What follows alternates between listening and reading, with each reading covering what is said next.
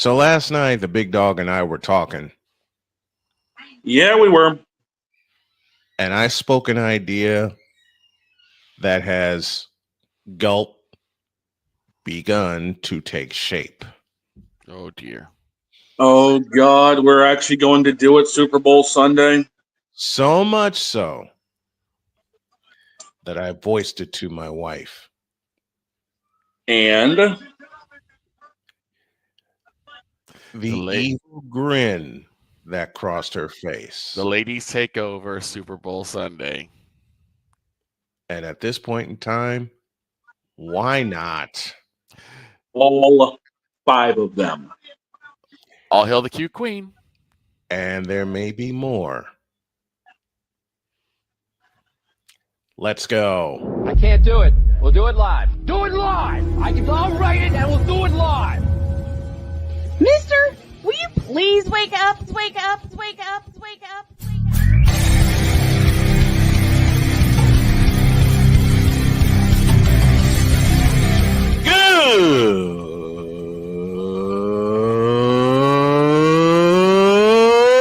Good morning! Snowman here to all you Brock Purdy and San Francisco 49er haters. Shut up! I gotta thank you, Shane. I mean, whatever happened to the games where breaking 100 points was, I don't know, unusual?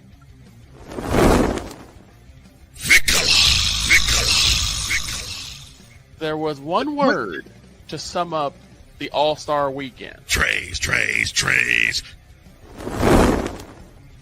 Cause we take this job so serious. Splash Brothers, yes. Ray Allen, replace him with Steve Kerr. Reggie Miller, yeah.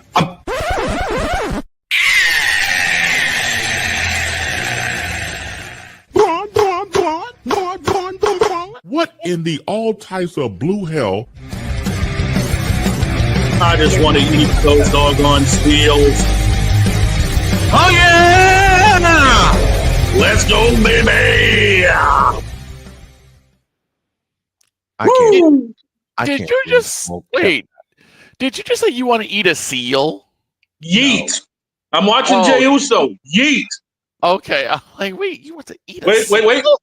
Yeet! Yeets.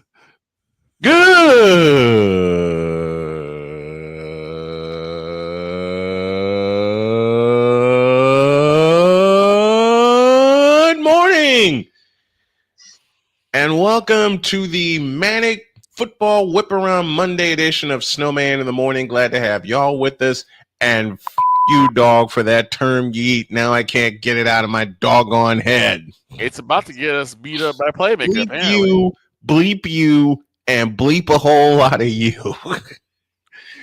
10:06, 6 minutes after the hour as we get started here on this Manic Monday edition of Snowman in the Morning. And yes, old Snowman spoke out an idea. Gulp. Yeah. I'm sitting here yesterday after Tampa Bay won their game, and I'm relaxing. I'm doggone near asleep. Let's just be totally real. I mean, I was that way after the Colts game. Yeah. And then my brain woke up. And my brain, which is crazy enough as it is, spoke the following sentence, question, I beg your pardon, spoke the following question aloud. Quote, what if we had the girls host a Super Bowl special this year? Yep. Close quote. And I called Shane immediately. Yep. I called Shane immediately after I spoke it because I saw it in my head. I saw it.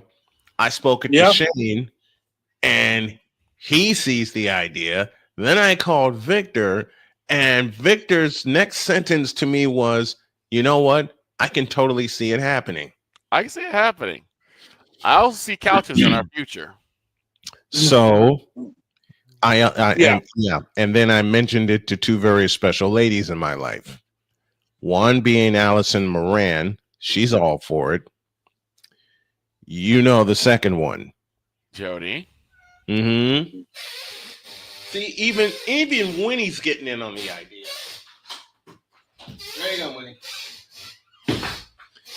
Which now leads to the point, it's more than likely going to happen.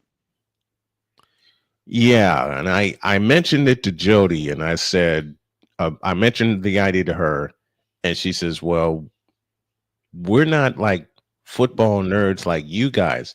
I said, that's the beauty of it. That's the idea. You don't have to talk about what we talk about when it comes to football. Right.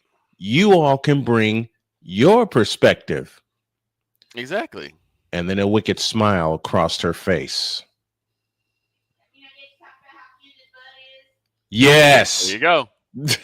See? There it is. I'm going to just say this. The fact that there's a possibility that you have the Doctor. Yep. The legendary Dr. K. Mm-hmm. Mike Drop Moran. Correct. Possibly Deb Wickus. Oh, dear God. Yes. And then, of course, you have the cute queen. Mm-hmm.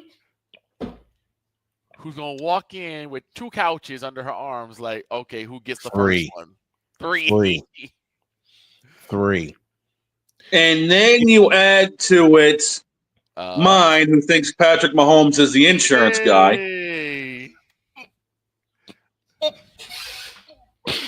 Yep. Right. Retreat. You all just heard it this morning. Retreat. Yep. And then all of that, you add all of that together. Mm-hmm. And there may be one more lady coming into the mix. Wait, what? This is the surprise I didn't give you. Okay. I may convince my daughter Cheyenne to get in on the Hey. phone. Who will say, I don't know who they are, but their butt's cute. Just like Jody will. So, folks, there is an idea beginning to take all kinds of shape. Yep. And we're only 6 weeks into the season. Right. Uh-huh. That's what's scary. You know what's even scarier than that? Justin Fields' performance in London yesterday.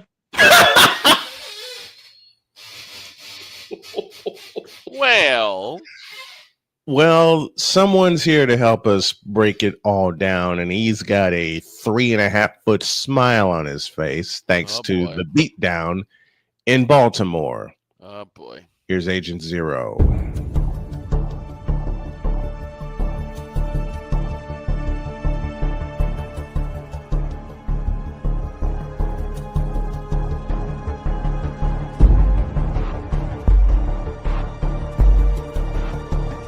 Now, forgive me not knowing the brother. You got your mic, but I don't know who the hell you are. It's like you're in the broadcasting witness protection program.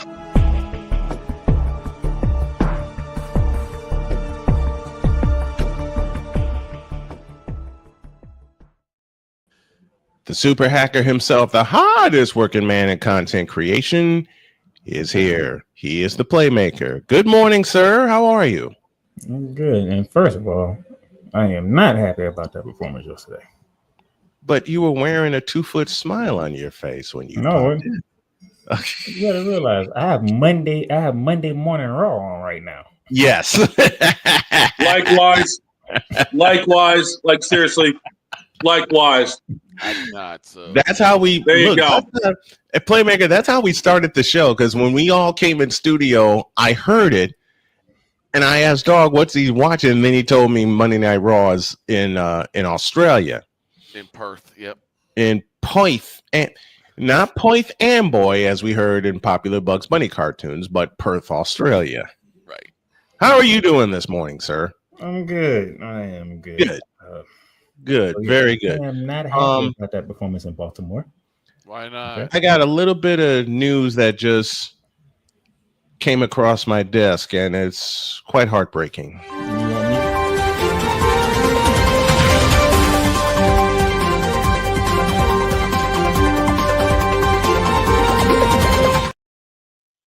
Doesn't involve South Carolina. Yep. I'll do the honors. Out of Columbia, South Carolina, Chloe Kitts, star forward for the South Carolina Gamecocks, is out this year with a torn ACL. That's not the second person that's had a torn ACL before the season started. Well, Juju Watkins injured hers during the tournament. Hers in the second round of the tournament. Yep. She injured hers during the tournament, and she just recently said she'd be out for the season. But this just dropped about 5 minutes ago. So, go ahead. But Juju made the decision that instead of doing what most other athletes do, which is working religiously to get back on the court, she's going to take the full year off. Which makes more sense because it allows her to actually really get her ACL to heal up properly rather than trying to rush it. And when you rush it, even with all the diligent work that you put in, exactly, there still may be setbacks. Imagine if D Rose took the full time to get his ACL together. And he kept his brother's mouth out of his ear. Yeah. I'm not saying, I'm just saying. But once again, Chloe Kitts out for this year with a torn ACL.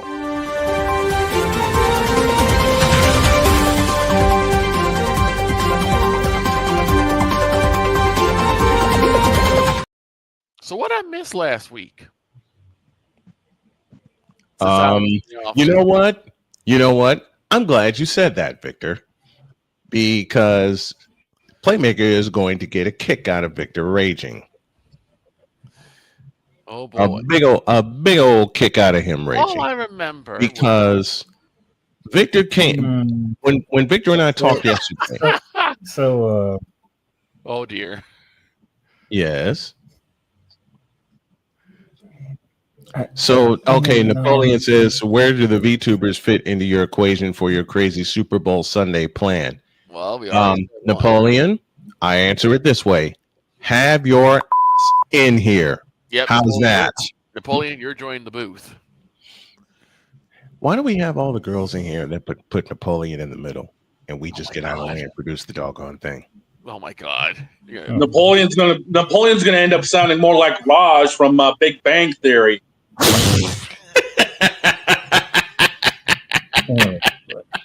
Yes, Playmaker. Yes, Playmaker. The floor is yours. So, you mean to tell me that a guy can put out a challenge to his former team and he actually successfully does the challenge against his former team? Oh, Rico Dowdle saying 200 against the Cowboys, and then getting 200 against the Cowboys. I'm trying to find something. You know what? Look at this. See, and now the kicking begins. I knew it was going to happen. I'm just saying, man, your defense is just, I don't know. We know the defense is trash. We know. They weren't like that the past couple of weeks. Yeah, she showed up. I'm like, now that's one type of defense. Then all of a sudden you go to Carolina and you get punched. Rico Dowdle looked like Marshall Falk. No, Rico Dowdle looked like the guy who said y'all should have resigned me. Well, I wanted him resigned. These guys will tell you. And it wasn't just Rico Dowdle either. Look, it was also Tony Pollard. Look, I said at the end of the last season, I think Rico Dowdle should take over running back duties for the Cowboys going forward. Yep, he did. He said that at the end of the season last year. Why don't we take no? Gerald. Look, Gerald's being Gerald. In fairness to Gerald, he did bring in Javonte Williams, who is doing a serviceable job. Okay? He is, but I mean, wouldn't it be better if Javonte? Yes, wouldn't it be better if Javonte Williams be that backup for Rico Dowdle? No, man, you know this. Sometimes you got to get kicked in the face for you to wake up and realize who you really are. We've been kicked in the face at least 4 times already. We still. I was talking about Rico Dowdle. I wasn't talking about the Cowboys. Oh, I'm like, we've already been kicked in the face. So Rico got kicked in the face by the Cowboys, and he realized who he was. He went to Carolina, and he is taking over. I don't know if Chuba Hubbard gonna get his job back. To be honest, Probably look, not. Chuba Hubbard is out of there. Okay, that's just. I mean, that's it's hard to just say, my but thought. yeah, I agree. Like, I think he's done. I think Chuba Hubbard. I do have a question though, even though I know Mhm. Victor can't answer it. But I do have this question. Listen to Rex Ryan and get it. Dog, this is crazy. You got Get Up and Monday Night Raw at the same time. That's like the strangest thing ever. And then you're I know, right? And you're and strangest thing ever. yeah, it is. And then y'all are here hanging out with us, so we can bring it all to you. Mm-hmm. What's your Playmaker has a question for Victor? What's the question? 4th and 3.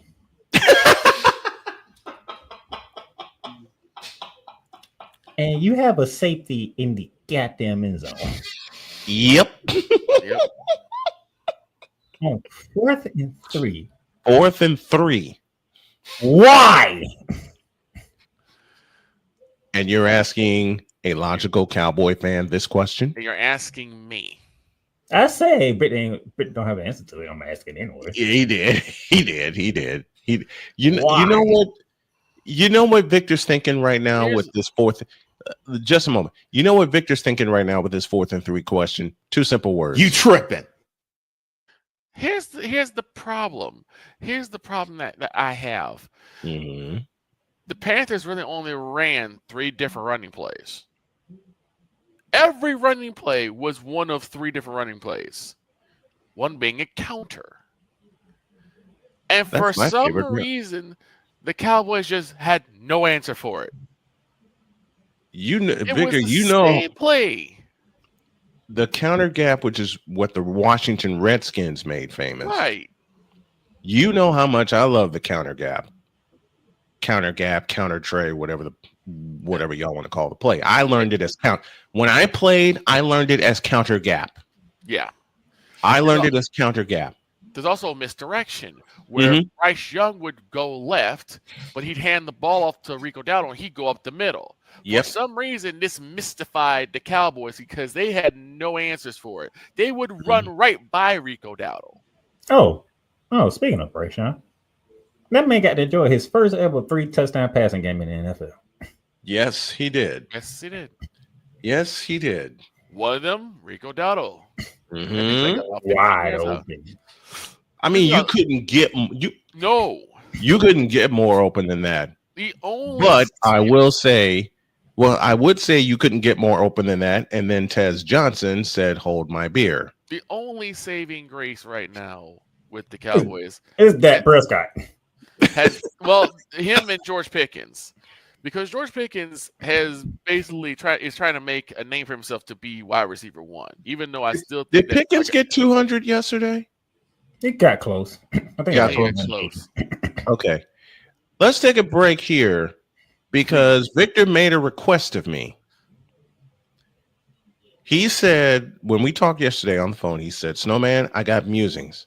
Yeah, one of them is a combination. Tell you all about it when you all get back in the deuce. This is Snowman in the Morning. The spirit of battle is a powerful force. It's a force that drives us, pushes us beyond our limits. It's a fire in our hearts that fuels our determination, our commitment, our strive for greatness. Every challenge faced, every obstacle overcome, it sharpens our skills and fortifies our resolve. This relentless pursuit of excellence makes the journey so exhilarating. And the victory, it makes the victory sweet.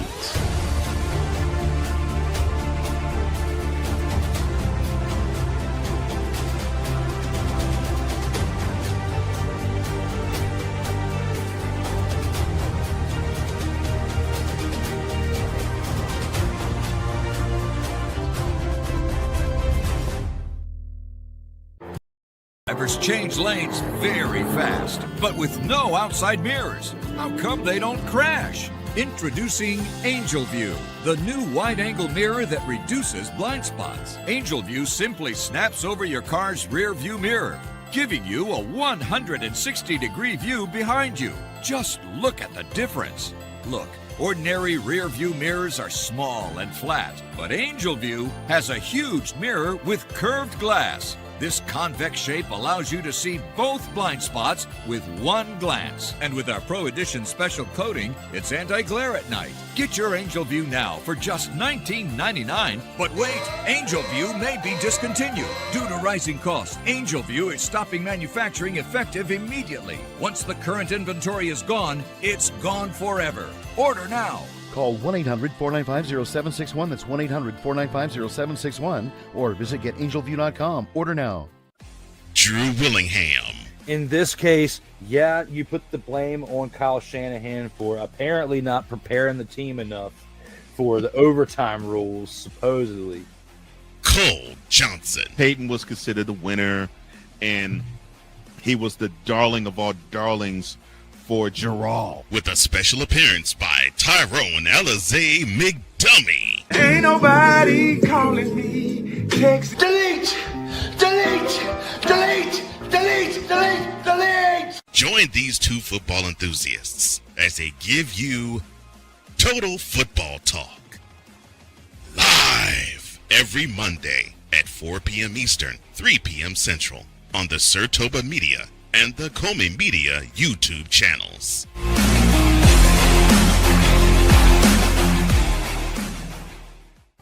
Cause we take this job so serious. Gerald Jones has no brains. His football acumen is the same capacity as Gun Run's moral capacity.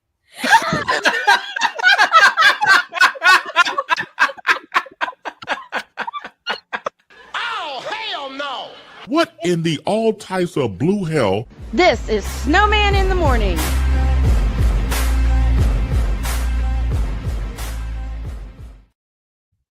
One of the best ones I've cut so far. One of the best ones I've cut so far. Huh? Where'd the dog go? Well, you know he's had technical difficulties. Oh, boy. And I'm probably guessing that he had to take a phone call. Probably. So he'll be back. But Victor made a request of me. In fact, he made 2 requests of me. And Playmaker, I apologize in advance. Here's one of them. Ladies and gentlemen, these are the random musings of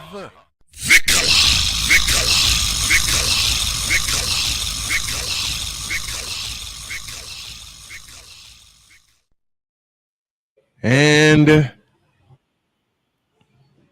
Playmaker, close your ears. In a world where partial greatness is celebrated and total greatness is shunned, there stands to be a figure on the lips of those who love him and those who hate him. The inane comparisons to Michael Jordan and Kobe Bryant continue and has existed since 2003. There is no end in sight, for the battle between those who unconditionally love and unconditionally hate him wages on.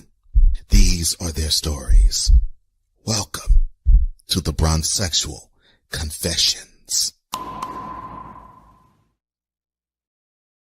Well, no wonder my phone had a technical problem. We're dealing with this. Like I said, I apologize in advance. So do I. But Victor made this request of me, so and Playmaker dipped out. Playmaker said I ain't having it. All yours, Victor. Take it.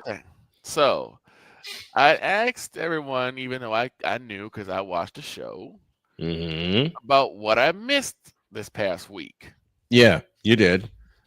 Now, mind you, I was a bit late because we're getting ready for our town hall meeting at my job. So I had to watch some of the show late. Yeah. We get to the scoreboard update that these two fine gentlemen did. And somewhere in the midst of that, I hear the cute queen go, "Oh my God." And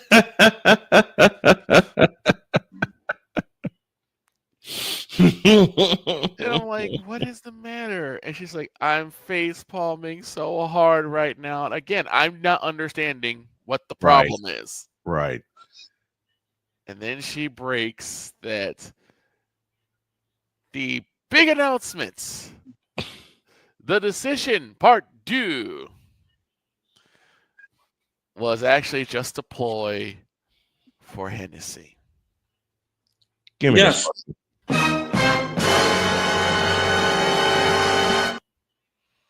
All it was a ploy for Hennessy. And I'm just sitting here like, wow. And then everyone just quit. Everybody quit. We walked off. We were done. Now the reason why I have musings about this is because, one, there are transsexuals in my office. I'm sorry. And at least 3 of them brought bottles of Henny in celebration of LeBron working with Hennessy. And of course, then I get clowned on my Discord because they were like, well, you didn't expect him to leave, did you? We were hoping. And I said, no, because I knew he opted into his new deal. So he at least had this new deal and chances he would extend or he'd go somewhere else. And then, on top of that, we had people in the corner with purple and gold tassels on celebrating, saying the Kang is staying on.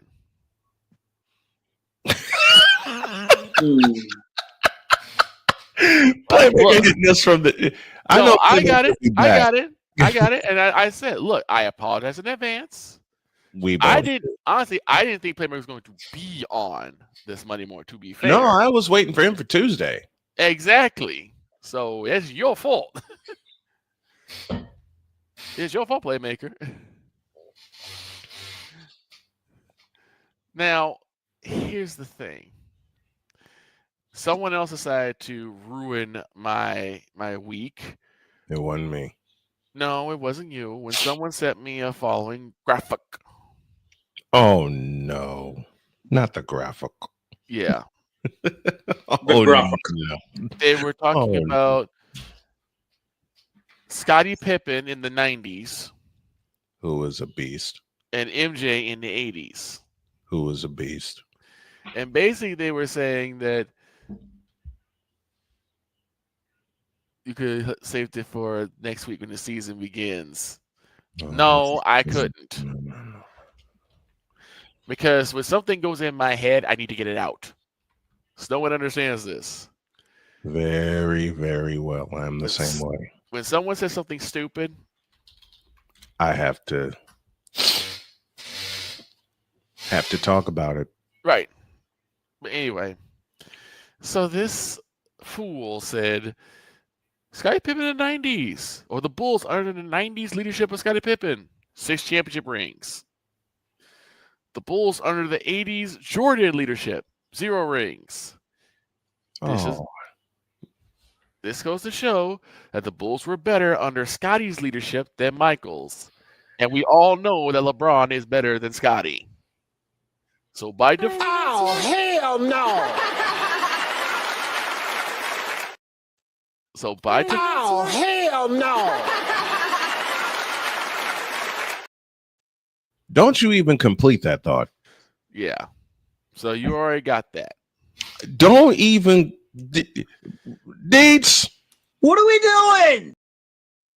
And I said, I know why this even came up. Because who drinks Hennessy that we know drinks Hennessy on air? Shannon Sharp.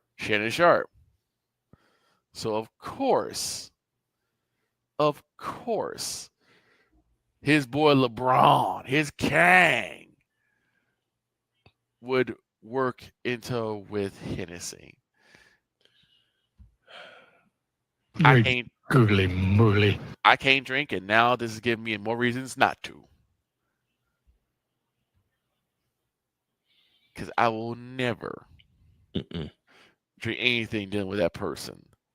And by the way, LeBron James, bleep you. In fact, Dear ESPN, dear LeBron James, bleep you. Dear ESPN for foistering this LeBron nonsense, bleep you. Dear Bronsexuals, bleep you too. Dear Ryan Hollins and Nick Wrong, bleep you both. And just for good measure, dear LeBron James for trolling my crew, bleep you, bleep you, bleep you, bleep you, bleep you, and bleep you.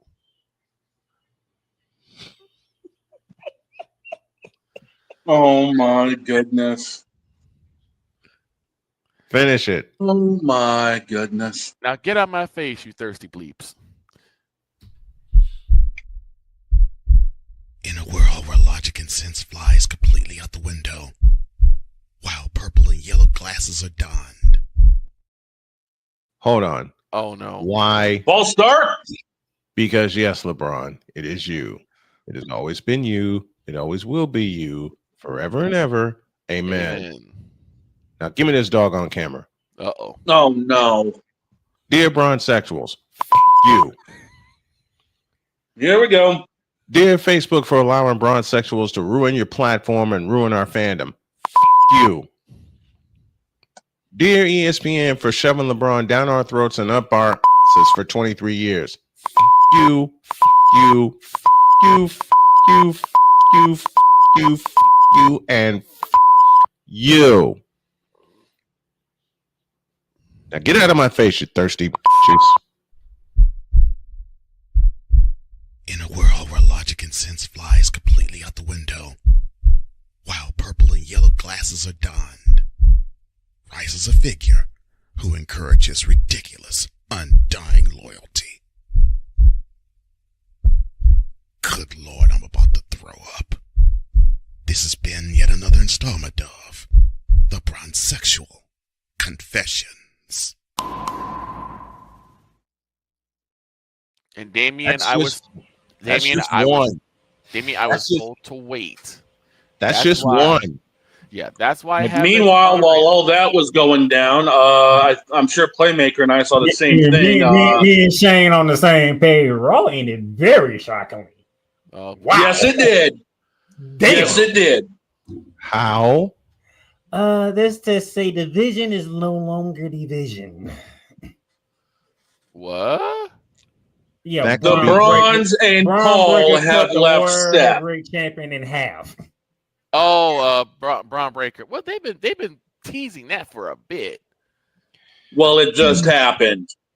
Yeah, they've been teasing that for a bit because when Seth supposedly got hurt, they were already ready to get behind the Braun Breaker train.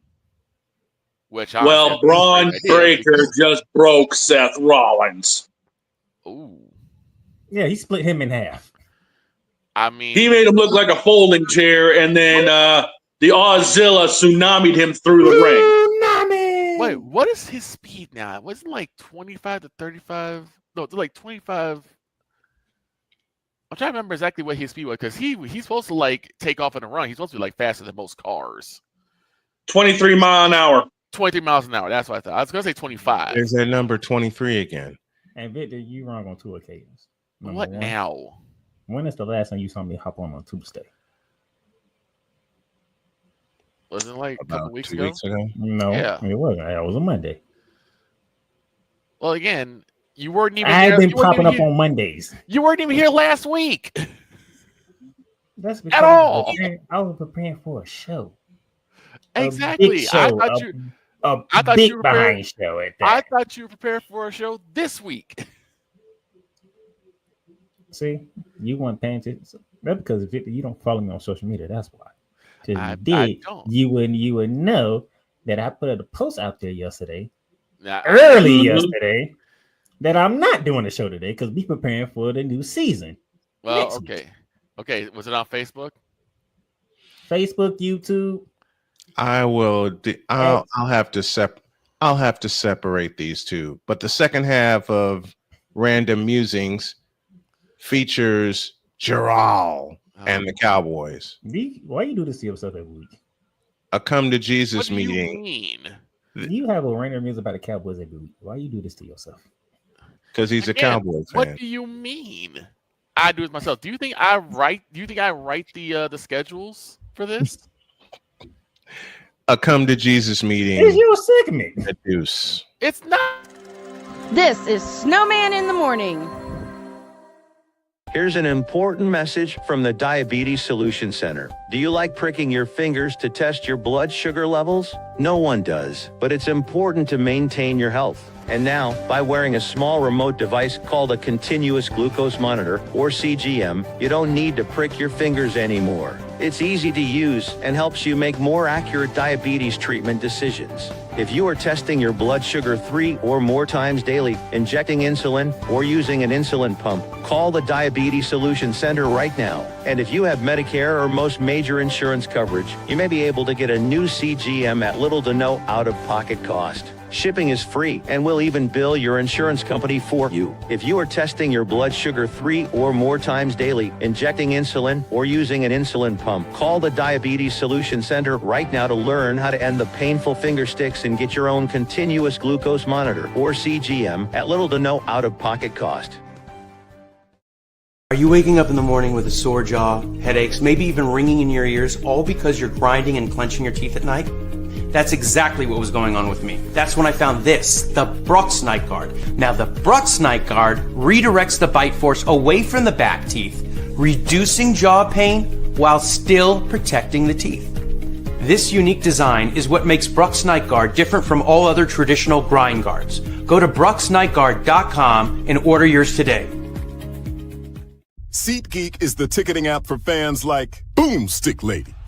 No free throw is safe from the roar of her sticks.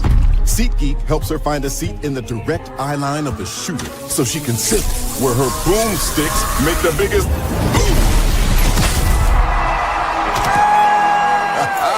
Everybody okay? SeatGeek handles the tickets to sports, concerts, and more, so fans can fan. Hey everyone, I'm joined by my old friend, Mr. Ellis Williams, AKA Mr. Biggs. You called me and you told me, you said, man, I got CarShield and it worked. What made you get it? I have this old SUV and I know the manufacturer warranty is about to run out. I don't want to get stuck with expensive car repairs. Right. So I gave CarShield a call. Coverage was very affordable and there was no long-term contract. A few months after that, transmission went on my car. I took it to my mechanic, they called CarShield and saved my family and I $2,400. CarShield is America's #1 auto protection company. Their administrators have paid out over $1 billion in claims and cover most vehicles from 5,000 to 150,000 miles. You'll receive 24/7 roadside assistance, courtesy towing, rental reimbursement at no additional charge. Give CarShield a call today before it's too late. Remember, CarShield cars go farther. Protect yourself now against expensive auto repair bills. Call 800-513-9263. Cause we take this job so serious. And Father O'Shaughnessy need to go to hell. That's what he needs. What did Father O'Shaughnessy do? I quit. We're done here. I'm done. We're out of here. What in the all types of blue hell? This is Snowman in the Morning.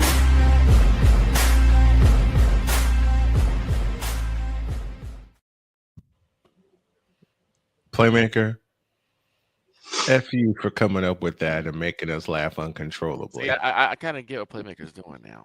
I get it now. Get what? He's pulling his best Stephen A. Smith to just sit there and troll me. You do a musing on the Cowboys every week. Am I lying? Am I not supposed to? You can choose not to. It's your choice. That's all I'm saying. Am I not supposed to? Because if I don't, let's understand this. If I don't, let's say I don't do it this way. Say I say screw it, they lost. It is what it is, right? Then I have people saying, "Why are you ducking and dodging?" Yo, Cowboys. People gonna say something about Panthers. People gonna say something about anything. It don't matter what you do. You gonna say people gonna say whatever. People say it to me. Exactly. With the teams that I've covered. I don't run. If I'm gonna take the beating, I'm gonna take the beating. They can say whatever they want to, and I'm doing this partially jokingly to Victor to make him laugh. They can say whatever they want to say to me. And I know you did too, Victor. I stopped giving a long time ago. But For comedic purposes, just a moment, Playmaker. For comedic purposes, Victor did say in the chat yesterday during the live stream, well, I'm going to get kicked just like that football did on that walk-off field goal. And what did I say? And am I not getting kicked again? Look, I'm not doing the kicking. I'm just sitting back enjoying it. Victor Big Dog would tell you, and Snowman would tell you, I'm a Gator fan, but guess what? I'll look at them and be like, no, they ain't making the show. I don't care what anybody says. Am I lying?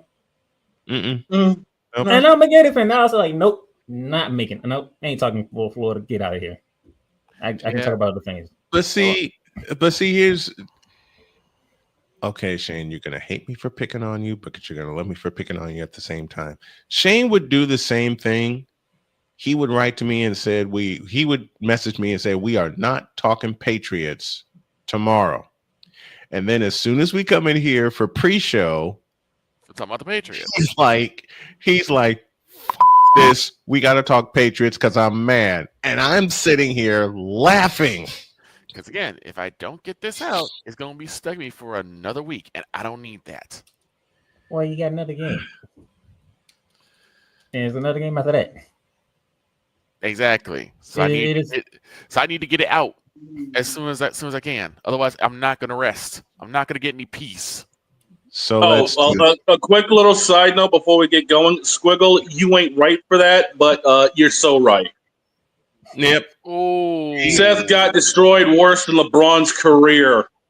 If he had a You career. know what? I will save the second half of that for Wednesday. Here's the and thing. it might wind up being an uncensored crash out. Here's the problem I had. Crash out. So apparently, it seems that Micah Parsons was not the one we had to worry about getting a revenge tour. It was Rico Dowdle. Let me set you up. Here's the second half of Victor's musings. Ladies and gentlemen, these are the random musings of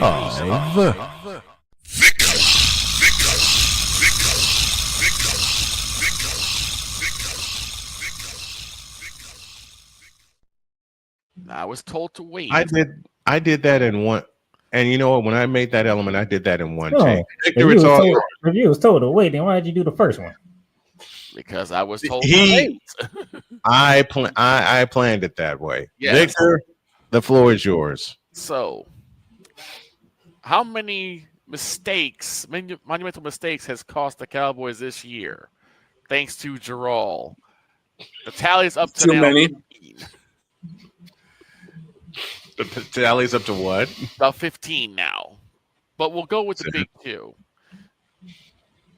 Put somebody in the middle of the field. I mean, you 2, 3, and 1. Okay. You took this talent named Micah Parsons, threw a temper tantrum because he wouldn't play ball with you, and instead of just having the conversation with somebody. That's all you had to do. Just have a conversation with somebody. He's now with Green Bay, which sadly they didn't lose the Cincinnati Bengals. Darn. I would love to have Joe Flacco beat the Packers twice in the same season. I was waiting for that meme. Didn't happen, but the Packers took care of business. But then now Rico You was Dowdle. terrible. You was a terrible person. Wait, what? You're a terrible person. You're a terrible person. I don't know what you're talking about. How you gonna give Victor the Stephen A. music? Because it works. But then, now Rico Dowdle is making his renaissance in Carolina. Of all teams. Yes, of all The Carolina teams. Panthers. Carolina. I mean, they're not the worst team in the NFL, so there's that. This is true. They're one of the worst. We're going to talk about the worst team in the NFL. They not even one of the worst teams in the NFL. No, they're not. Because the worst team in the NFL we'll talk about to lead off hour 2. Well, yeah, we'll Do get we to have that to? in a little bit. Do we have to? Do we have to talk about the Jets, really? To make fun of them, yes. Where's No. Okay. I'm already feeling bad for Ryan, okay? I don't need. I'm not. I'm not. You have bigger issues, okay? Just a minute. I feel bad for Ryan. I don't feel bad for the Jets. I can split that. Victor, go on. You have big issues. But again, it's the abject idiocy of not only the fact that you brought in Ryan Schottenheimer, which I'm trying to give him the benefit of the doubt, right? I'm trying to give the benefit of the doubt because he has some semblance of some sort of smart. The man some time. The man And that's what I'm doing. I'm giving him time. I'm giving him time. And Ryan McCarthy is leaving. Now, Matt, stupid fools on the other hand, I don't know. There we go. Now let's get to him. Because Cowboys fans, and more so Gerald, you have risked more just destroy. Just a moment. Hold off on that one. I know where you're going. Just no man in a minute. I know where you're going. I caught him off guard. I caught him off guard. I see that. Stupid fools. I love that.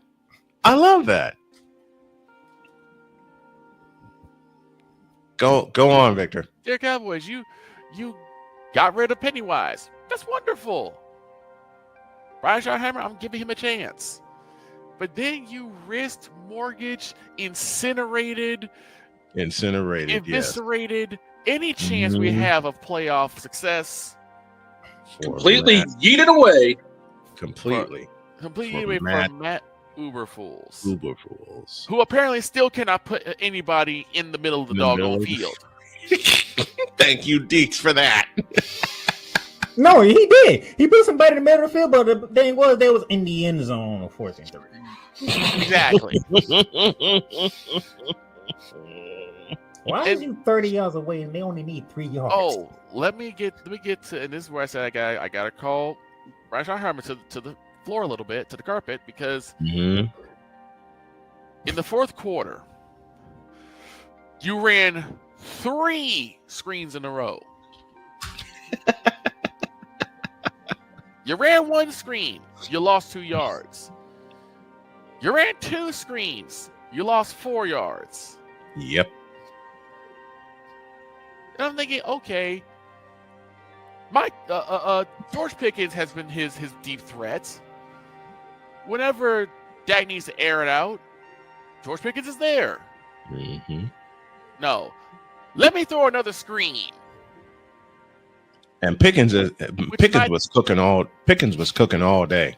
Which nets you a grand total of 5 yards. He finally using his brain for once. Like, what are we doing? Why are you running 3 screens in a row? When the first 2 didn't net you nothing but a grand total of negative 6 yards. Why are you still throwing screens? I believe what Victor asked was, what are we doing? If Dak is supposed to be your top tier weapon, if Dak is supposed to be the guy that's going to lead the Cowboys to playoff success, you need to give him plays where that will work. Playoffs? Thank you, playmaker. Playoffs? Don't talk about playoffs. You kidding me? Playoffs? Well, look.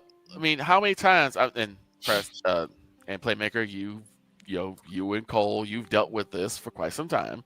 How many times have you guys dealt with Morocco Republic saying we're going to Super Bowl every year? Man, as soon as the calendar hit June. Exactly. Yes. Yes. As soon as the calendar hit June. Okay. So, if Dak is supposed to be that guy, he has to throw past the sticks. I watched the Michael Irvin crash out over a podcast where he explained about how he never caught passes that were in front of the sticks. He always went past the sticks. Why is that not used now?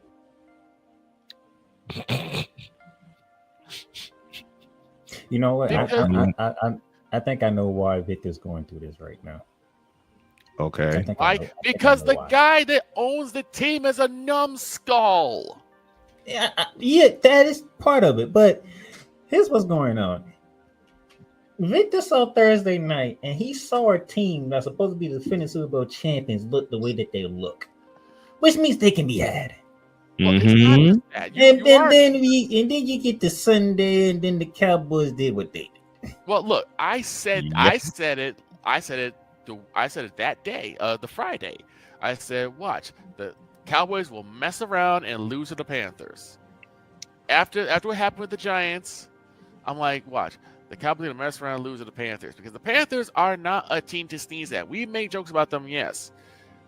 But after what they did to Miami and how they blanked Atlanta, and their two comeback wins. Right. They can they can take a team down if necessary. But this is something the Cowboys have done every single year against every single team. They play down to the other team's level rather than stay at their level and force other teams to play up. No, they just said, Dak Prescott, you turn into Superman, you take us to the promised land, which is not going to work. It's not going to work. I mean, there was no daylight for the first 3 quarters of that game for every Cowboy running back. Mm-hmm. Where it was Jaden Blue or Javonte Williams, they had no daylight. Jaden Blue, a rookie from Texas. Oh, by the way, Victor, what was that you were saying about Matt Uberfools? Can you do it again, please? Yeah, they basically, Jarrell has basically mortgaged, risked, doubled down, threw away, yeeted away, eviscerated, incinerated any playoff hopes or future hopes of Cowboy success for Matt Stupid Uberfools. Thank you, Playmaker, for the addition to that. The guy is a numbskull. He's already gotten rid of 2 future prospects, 3 if you count Tony Pollard, to other teams who are starting to have comeback years because he can't satiate his own ego. And the reason why this is so bad is because for some reason everyone thinks that the Cowboys are just better than every team because every other team is worse. We can do stupid stuff and still be successful because every team is worse than us. That's why you can throw 3 screens in a row. As far as the Eagles go, and I hate saying this, because I like what I'm seeing from the Eagles. The Eagles played around with their food too much. The problem is the Eagles are getting cocky. The Eagles are starting to look like a team in the same division. The Eagles are like Dallas Cowboys with the way they're playing. They don't step on the throat and keep pressure. Shout out to Cool McCain. They don't put pressure. They don't keep that foot on the throat like they're supposed to and apply pressure. Instead, they take their foot off the gas and let another team come back. I mean, my God, Cam Scatterboo looked amazing. Rookie. Scatterboo! And I'm gonna ask this: was Saquon Barkley injured? No. So then, where was he? In the words of somebody that owns this show, nowhere to be found. So are we putting Saquon Barkley on the milk carton, or is this again the return? No. We're not gonna put Saquon Barkley on that milk carton. We gonna look at the new offensive coordinator that they got because he don't know what the hell he doing. Well, that too. I have to say, are we seeing the return of Skinny Jeans Sirianni? No, what we're saying is Nick Sirianni, you need to get on that offensive coordinator, or you need to take over play calling because he ain't not working. He does not understand the mission at hand. No, he doesn't. Last 2 games he hasn't. It's just gotten ridiculous. And the reason why I jump on the Cowboys is, as I've said all the time, I expect some form of greatness from this team. I mean, Snowman was spoiled by the 80s 49ers. I was spoiled by the 90s Cowboys. He ain't spoiled now. Exactly.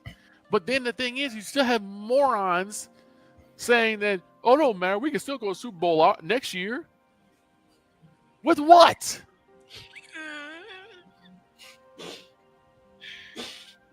Wait till I get Victor in studio with us.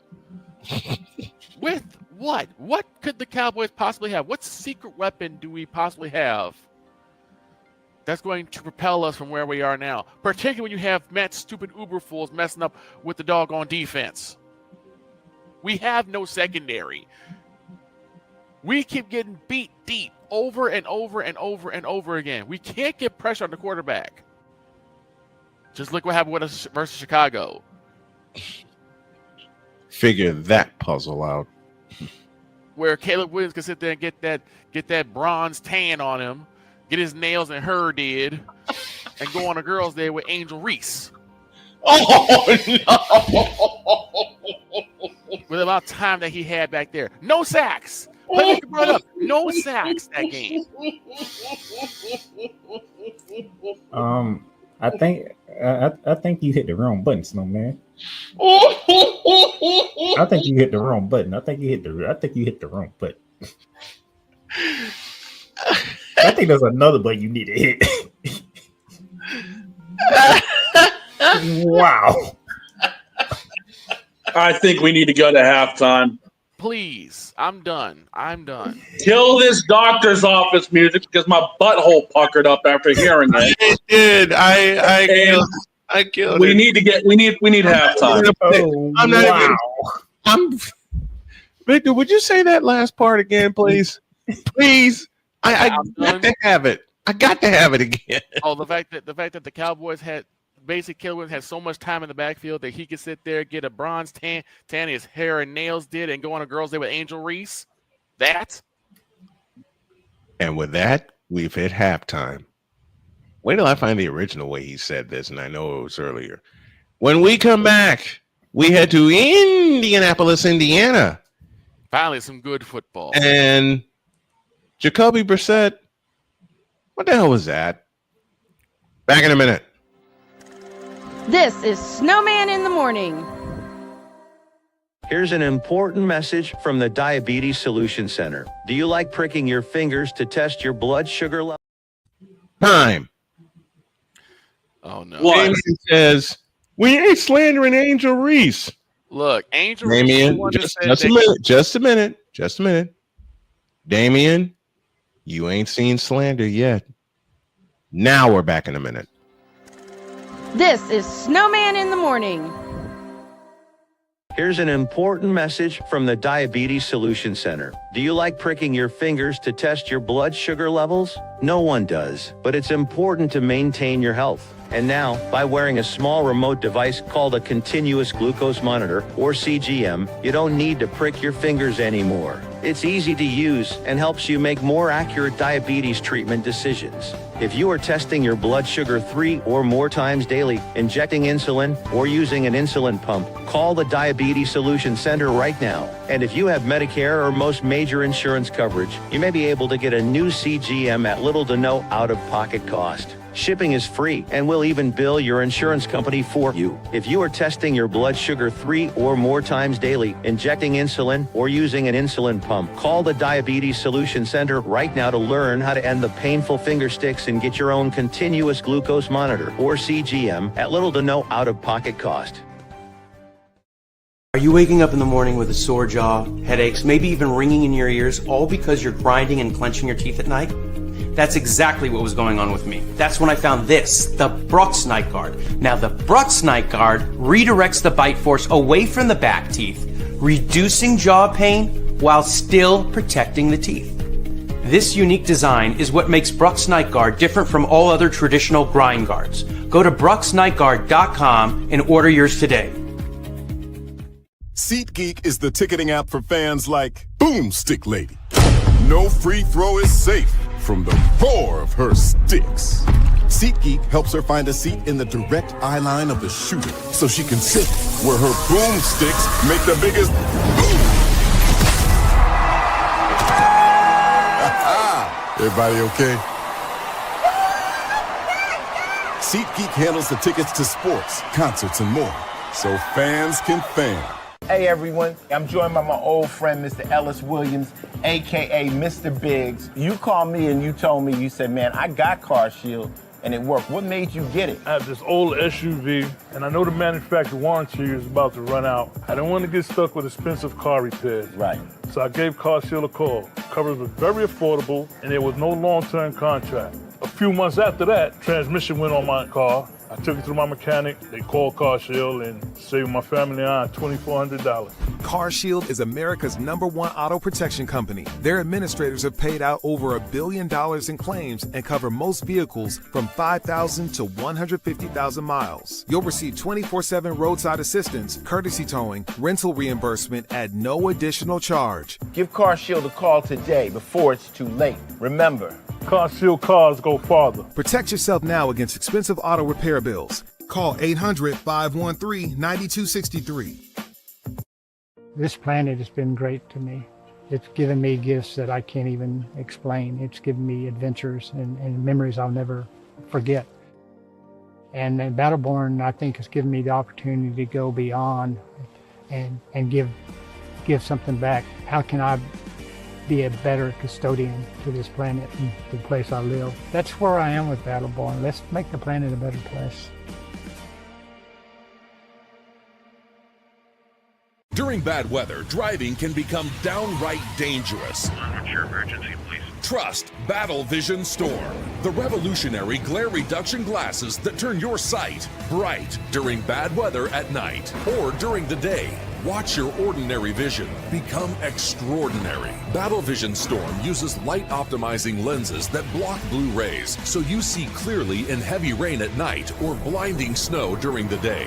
Heavy rain, snow, sleet, or fog can make it impossible to drive. Not with Battle Vision Storm. Get your Battle Vision Storm for only $19.99. But wait, due to rising costs and supply chain shortages, this may be your last chance to get your very own at this low price. There is a strict limit of 4 Battle Vision Storm per order while supplies last. Don't wait, order now. Call 1-800-483-6319 or visit battlevisionstorm.com. So call 1-800-483-6319 now.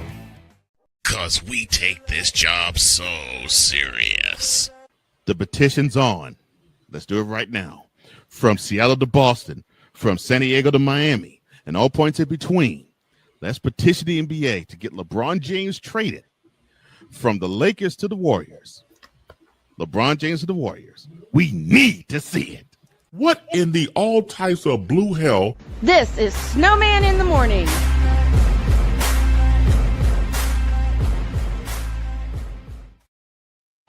Okay, two problems. Number one, I couldn't help it. You just had to travel back in time to go grab that one. Well, actually, I cut it a month ago and I held it. You really? Second thing is, we don't need to see it. No, we do not. We don't. Not only do we not need to see it, we don't want to see it. Go on, Playmaker. What's the second?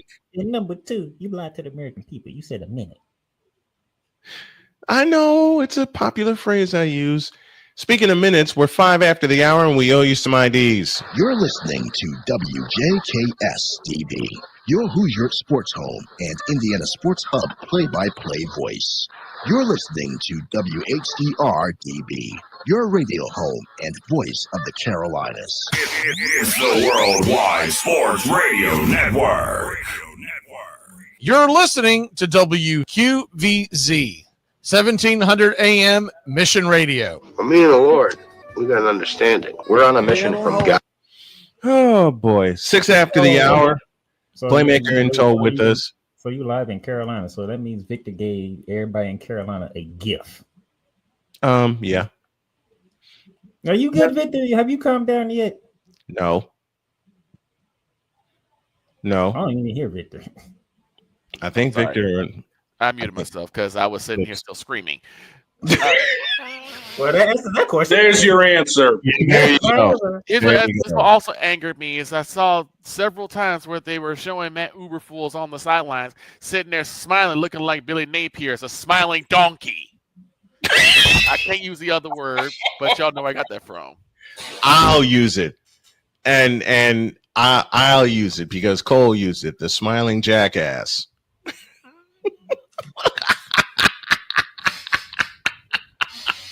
And can we talk about the fact that James Franklin has actually been fired? Yeah, I was gonna get to that, but somehow it's always something from my shows that make it the Snowman in the Morning. I pay attention. Yeah, like you said don't pay attention. Apparently, I do. Like you, and we love having you here. But dear James Franklin, you're fired. No, we need to play that again. Gladly, dear James Franklin, you're fired. And for those of you who are like, oh, they're gonna regret this, they might, because he was a 10-win coach. But we can forgive the loss to Oregon because you never win those type of games. Right. We can forget that. We can forget that because we know about James Franklin in those type of games. He don't win those games. Mm-hmm. So you lost that loss they won't and I'll complete your thought for you. The loss they will not forgive occurred this past Saturday. Yeah, apparently so. Because you jumping ahead. I'm right in the spot where I need to be, being a Northwestern Wildcat fan. You took. I know that. That's why I know you jumping ahead. You came off that Oregon loss. You flew all the way to the Rose Bowl, which everybody in the Big Ten. Oh yeah, the Rose Bowl. Everybody loves playing in the Rose Bowl. You in the Big Ten. That's the goal. If you can't make the playoffs, well, at one point you couldn't make the playoffs. You wanted to be in the Rose Bowl. So, right. Everybody loves the Rose Bowl, and you lost to a team who never won a freaking game. True. They and not only did you lose to said team in the UCLA. Give me this. There's a song I need. There's a song I need to play in their honor. Not only did you lose to UCLA, you heard this for 60 minutes.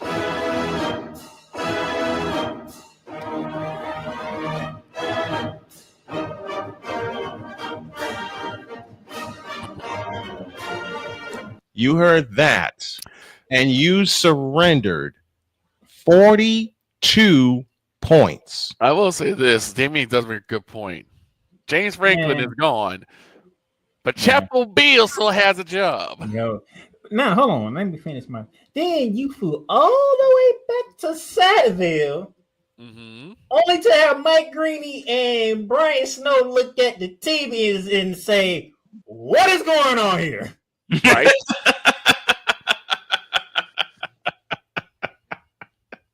That's true. Now, here's the thing about the NU win. That's their third time in Happy Valley in their past 5 trips that they've won in Happy Valley. Right. 3 of the last 5 times Northwestern has flown to Happy Valley, they've won. They ain't Happy Valley. It's Satteville Valley. Yeah, I was gonna say it's Unhappy Valley. There you go. It's Satteville Valley. That's what that is. So James Franklin, even though you're a 10-win coach, but darn, matter of fact, you was a 24.5 point favorite when you went to the Rose Bowl. 20.5 point favorite when you played Northwestern and you lost both games. 20.5. So in the last 2 games, and yes, I'm playing the Northwestern fight song in the background, they were favored in 2 games by a grand total of 44.5 points. They lost to UCLA by 5, and they lost to Northwestern by 1. And then to add injury to insult, you lost your quarterback. You lost Drew Aller for the season. Yep. It just all tumbling down. And here now, Damien, here's my thing. What is up with everybody when it comes to Bill Belichick in North Carolina? Shane, help me out here. How many games has this man coached in college? None. How many games has they played this season? 7. So 7. So why is everybody all of a sudden want to get on Bill Belichick? Because it's Chapel Bill now. Exactly. They say they figure the 6 Super Bowl rings will mean enough because he's now head coaching the North Carolina Tar Heels, but apparently 6 Super Bowl rings don't mean jack.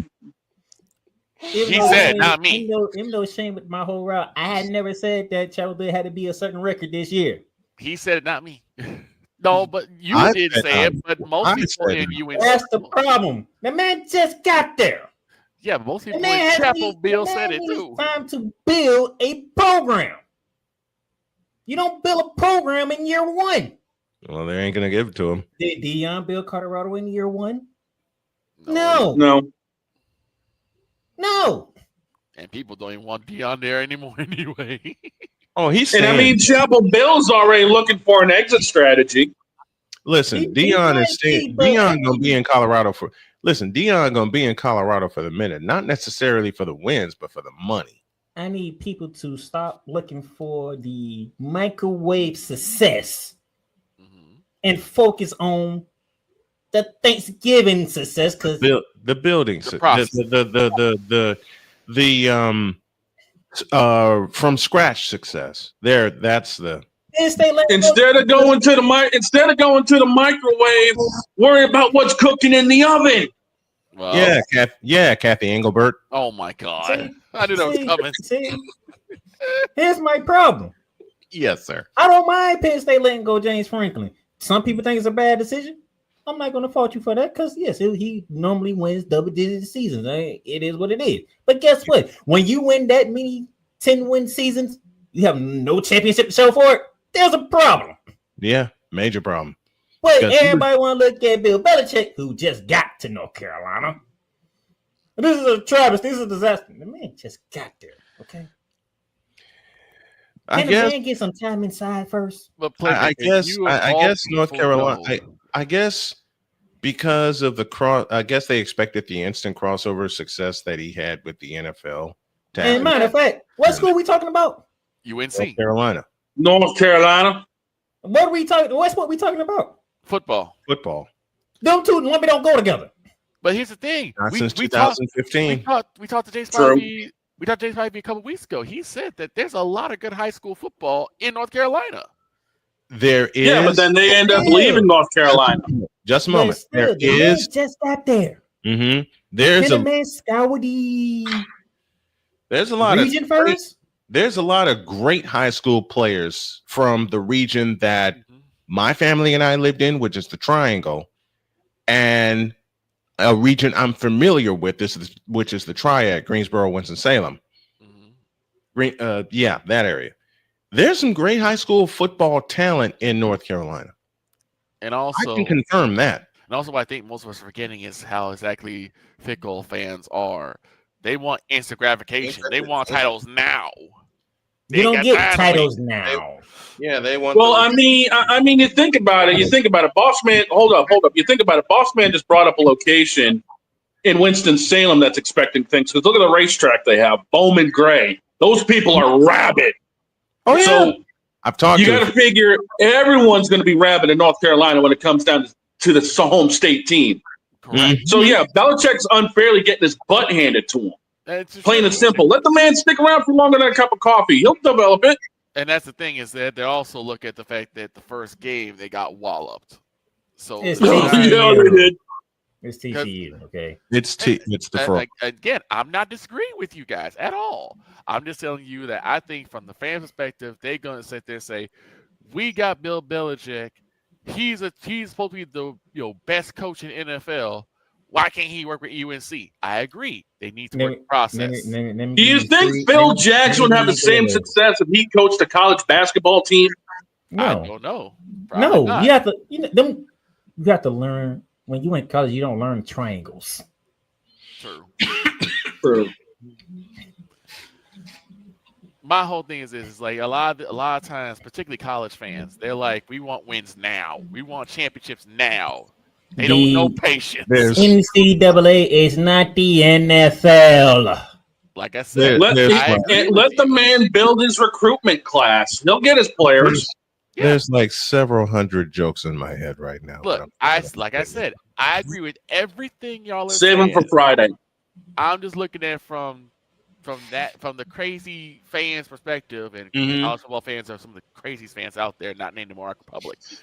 They are or the Midwest Republic. Now, Damien. Exactly. Now, Damien, if what you're saying is true, and he's not actually recruiting, then I can jump on the bandwagon of Bill Belichick.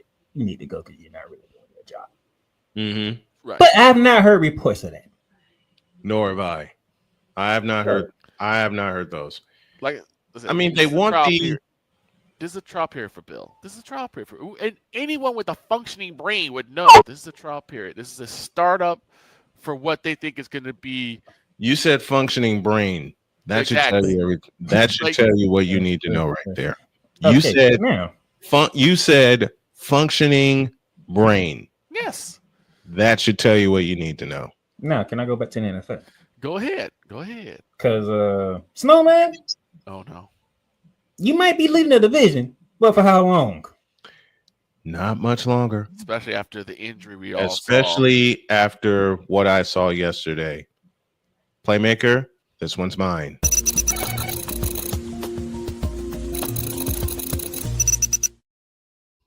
I was kind of expecting that. Come here. I think our season is cooked. with all the major injuries that we have already suffered, the last piece of the puzzle that was holding it together went down in Fred Warner. And I think Not only was it a fractured ankle, it was a dislocated ankle. Oh my God. So he's done for the year, which brings the fact that we extended Warner, Kittle, and Purdy to major contracts, and for this season, they're all out. So Kittle's not coming back. No, Well, Kittle is coming back. Kittle's coming back. At some point, Purdy is coming back. There's just a gauntlet ahead of us with only half a doggone team. And not to mention, Matt Jones is not healthy.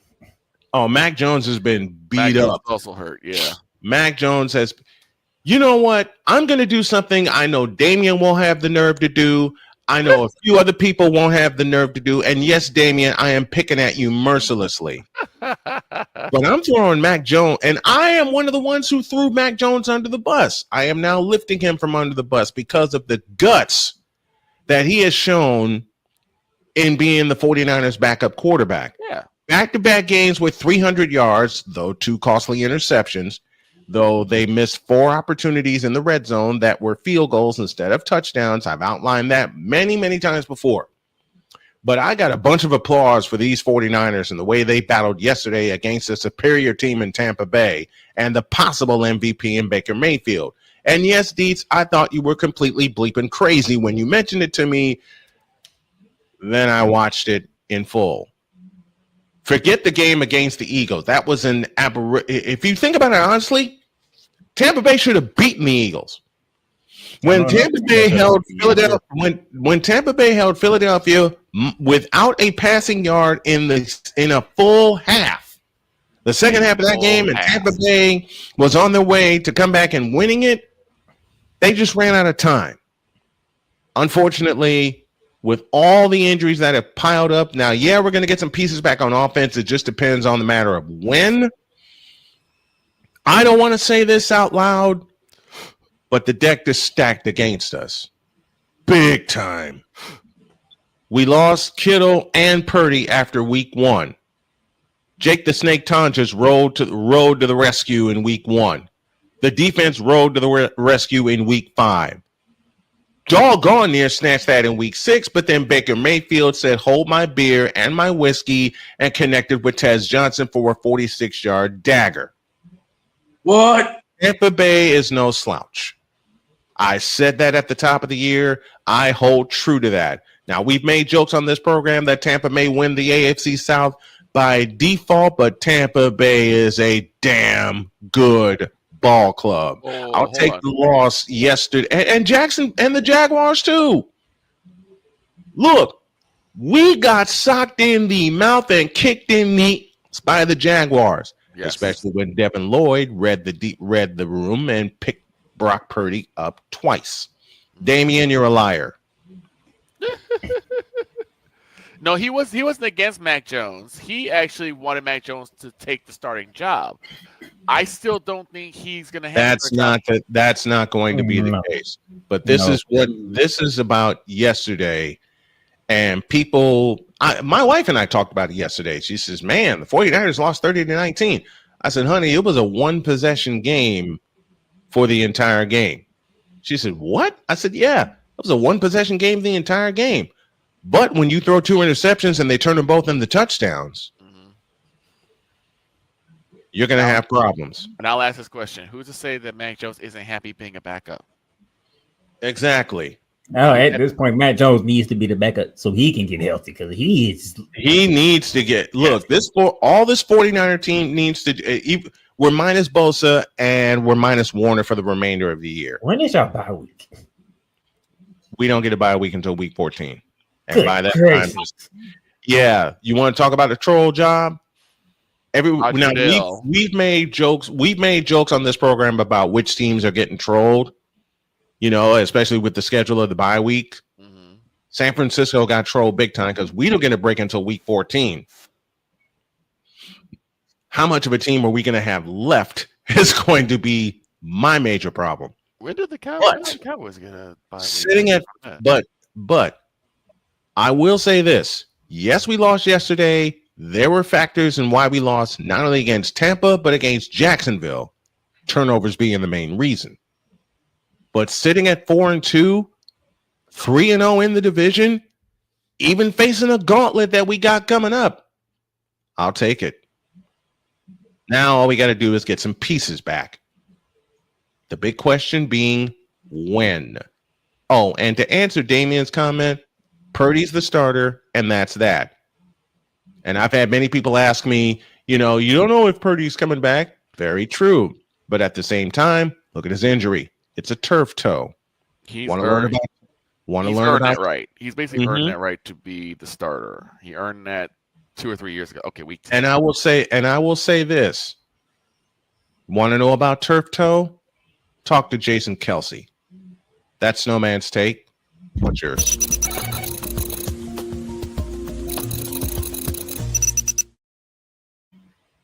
That's a good take, so man. That's a very good take. Think about it. We are not supposed to be. Listen, there are two things the 49ers are not supposed to be right now: 4-2 and 3-0 in the division. Don't remind me. I'm reminding you anyway. Take the joke along with you. Want to joke with me? I'll mess back with you. But in all seriousness, I wasn't joking. I was dead serious. No, you know what? Let me throw a place. Like, they lost another key player. Like, jeez. Yeah. And Playmaker was the first one to message me, and then I looked at the play and I said, "Oh, he's done for the year." So, are you guys not gonna talk about the Jets no more? Hold that thought. What's the point of talking about Jets? What's the point of talking about it? Justin Fields sucks. Just hold on a minute. Hang tight. There's a reason. I don't want to talk about the Jets in full. We all know they suck, and they finally got their first turnover yesterday. We finally got the first turnover yesterday. And still lost. And still took a big fat L. If anything, I want to cut Sean Payton out for even being that type of game with the Jets. Negative 10 yards passing. Yeah. Minus 10. How does this happen? Last time it happened, I was looking it up, was 1998. One, two. One Ryan Leaf.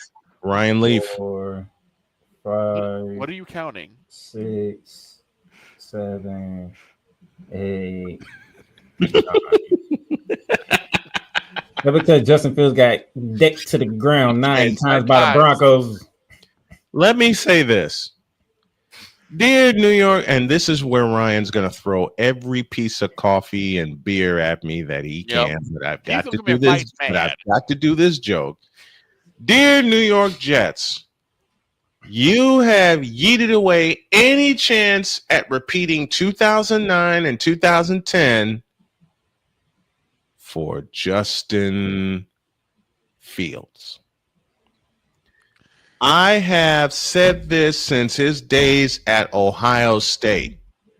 Justin Fields offers nothing. Matter of fact, doggone it. Now you got me. Now you got me started. Give me this.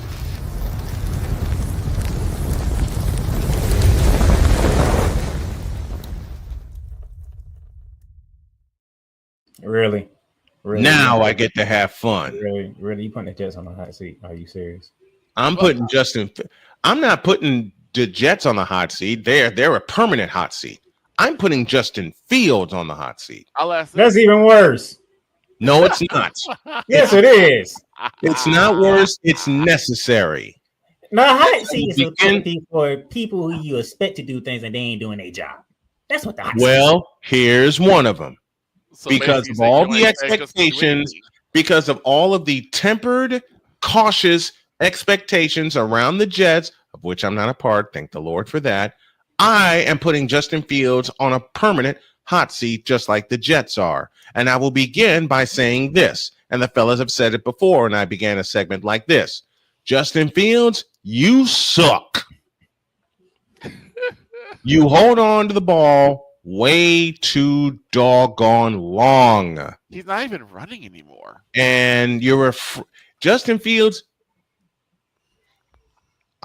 Give me this. I'll say this as plainly as I can. And I know Damian Hernandez, who's a big Justin Fields proponent, will not like my next sentence, but I will say it as plain as I need to say it. Justin Fields, you are too chicken to play quarterback. Oh my God. In the NFL. Because after watching that frivolity yesterday, in which unfortunately I got up and I couldn't help it. After watching that frivolity yesterday, when Sean Payton and the Broncos were handing you the game,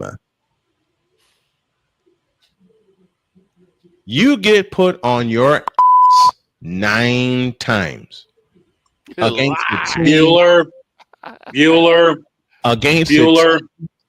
against a team that barely has a defense as we speak. You get sacked 9 times.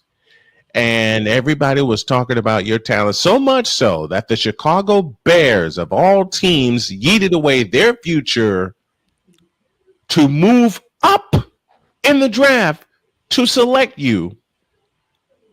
You didn't do for them. You didn't do for the Pittsburgh Steelers. And you're certainly not doing for the New York Jets. I wouldn't put the Steelers on Justin Fields because he didn't play. The only person that played was I put it on Justin Fields because he teamed up with Mr. And of course, Damian is saying blame the offensive line, not Fields. Well, listen, I'll cut through that noise right now. Justin Fields can have the best offensive line in front of him, and he would still be too chicken to play quarterback.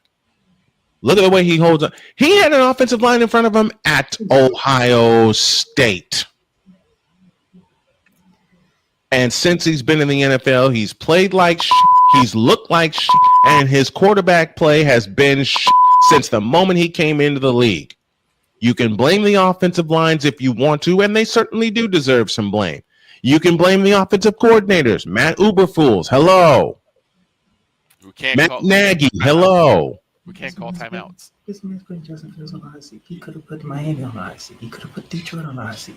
No, he put Justin Fields on the hot seat. Quiet. I got no reason to put Miami on the hot seat. I'll save that for when Pizzle gets here on Thursday. Well, that game bleeping sucked. There's so many other things. I'm just sick and tired of people being in my ear and in my face about Justin Fields going to be a great quarterback when he looks like shit. Period. Now get up.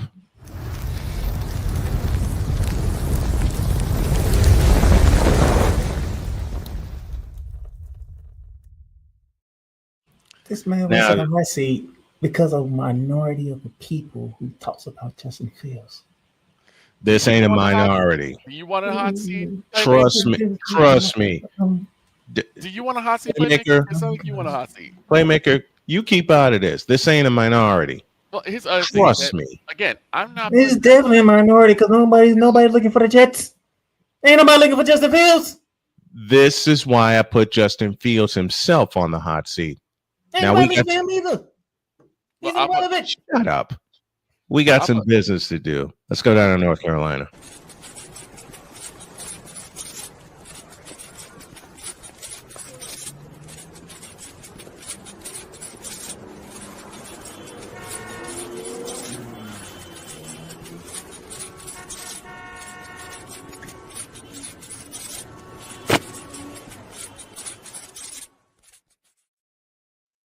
Jay Spivey is with us from North Carolina. Good morning, sir.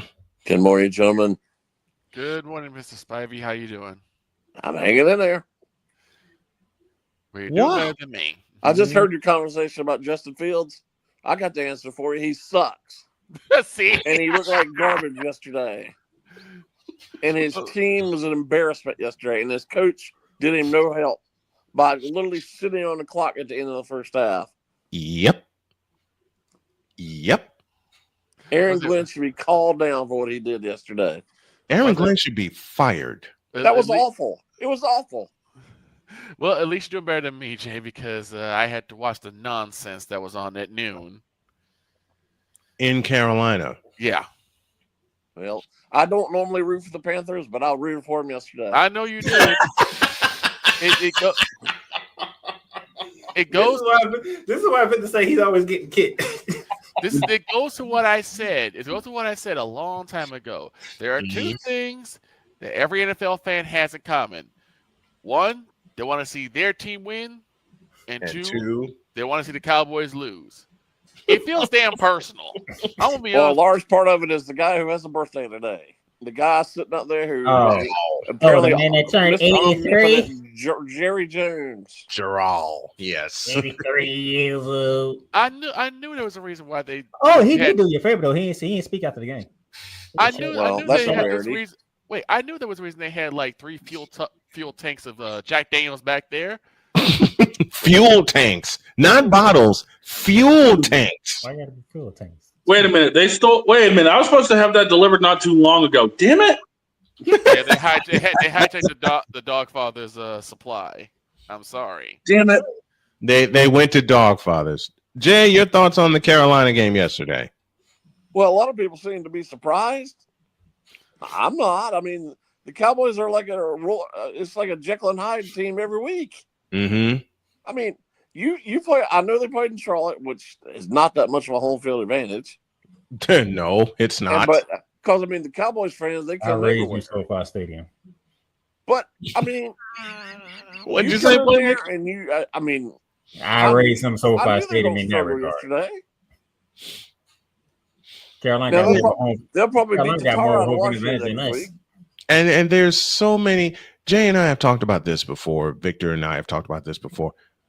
Even with the Panthers that were playing the way that they played yesterday, there's still so many empty seats at Ericsson Stadium. Well, so many empty seats because they don't know. As I said, they don't know. What I understand. I know it looks bad, but I understand from a fan's point of view because until they prove that they care about winning and doing things the right way, I don't blame them. You know who else should there comes a point where there's a certain amount of fan apathy, and I don't blame them. I understand that. Now I'm gonna do Playmaker a favor. No, hold on. You know another team. Just a moment, Playmaker. You know who another team that should feel that way? The Miami Dolphins. Yes, I agree with that. I wholeheartedly agree with that. What Jay just said, that should make it even worse for the people in LA. You got two teams that are winning, and y'all still don't fill up. They don't care. They don't. They don't. No. And the clown down south doesn't need an Lone Star State. He doesn't care either. Other than the money that LA brings in, there was no reason to rush out to get an NFL team to LA. They did just fine in NFL without an LA team. And I want to mention this. When they built SoFi Stadium, it was not for the Chargers. No. It was for the Rams and it was for the Raiders. And I'm sorry. Period. The Chargers have no business playing in LA. They need to go back to San Diego. They need to. They should have the never. Rams don't have no business playing in LA. Just like I know they got a brand new arena, but the Clippers should be playing in San Diego too. Absolutely. And don't get me started with that because you know my next two words. At least the Clippers got a home court advantage. No, they don't. Seattle in NBA.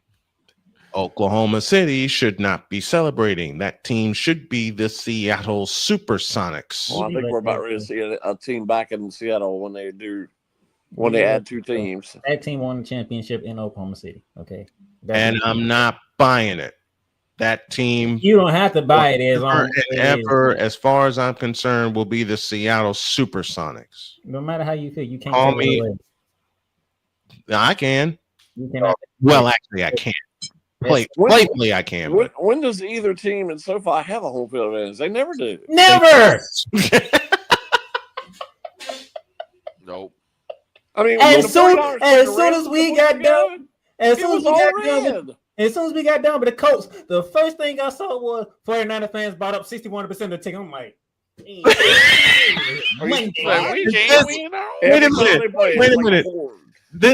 wait a minute.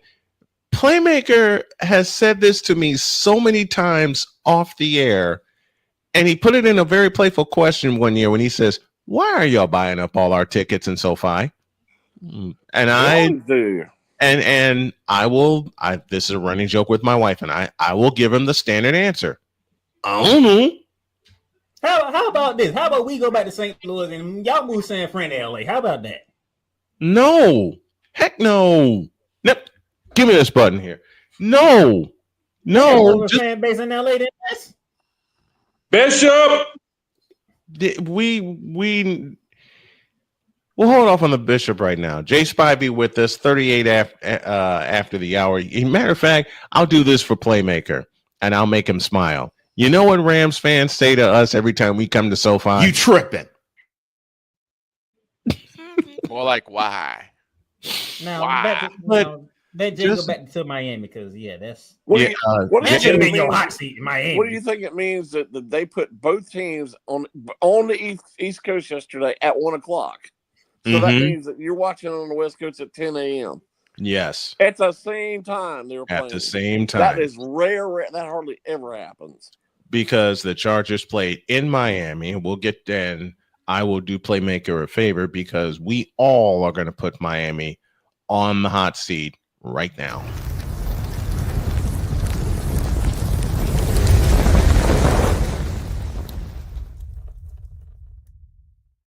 I don't know why. We'll lead off with Jay. Jay, your thoughts on the Dolphins situation? Well, for one, I like to, but he's just banged up. He's like gun shy. 3 years ago, he took 3 concussions in 14 weeks. Yep, like I said, and that's that we know of. As little people care about the Jets, even less people care about the Dolphins. And Tua called him out, saying players are late to players only meetings. Yeah. Yeah, he put it out on Front Street. Are you surprised? No, it's just like no, I'm not. Usually a lot of guys keep quiet about that, so I'm very surprised. So I'm kind of surprised at that. Let me go back to Jay. You know when I said that Aaron Glenn should be fired? You know who should be fired? Mike McDaniel. It's getting very close to that. You want to fire Aaron Glenn after 6 games, but Mike McDaniel's been there for how long? And you just now want to fire him? But what have they done since Ross has been the owner? Nothing. Since Steve Ross has been the owner. Nuff and Ing. You know what I call this? I call this karma. And I'm sorry, Miami Dolphins. They need to switch back to their old uniforms. Those ones they use now are not good.